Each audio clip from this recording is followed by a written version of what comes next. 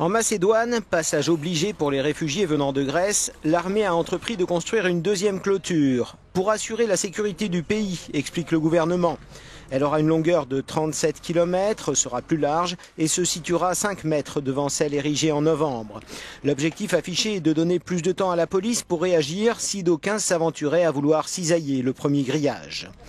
Pour ajouter à la confusion ambiante, dans cette localité de Gevgelia, des chauffeurs de taxi ont bloqué la voie de chemin de fer. Ils voulaient ainsi protester contre l'attitude des autorités qui dirigent les migrants vers des trains et des bus pour les transporter plus au nord en Serbie avant de partir vers l'Europe de l'Ouest. Côté grec, à Polycastro, des dizaines de bus remplis de candidats au départ, la plupart étant des Syriens ayant fui la guerre, sont restés garés. Certains réfugiés se sont alors résignés à passer la frontière à pied. Je ne comprends pas pourquoi ils ferment la frontière, s'étonne ce réfugié en provenance de Damas. Nous ne voulons pas rester dans leur pays. Même la nourriture, ce n'est pas important pour nous, nous voulons juste partir d'ici.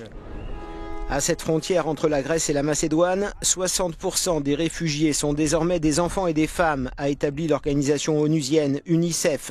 Il y a 9 mois, les 3/4 étaient des hommes et seulement 10% avaient moins de 18 ans.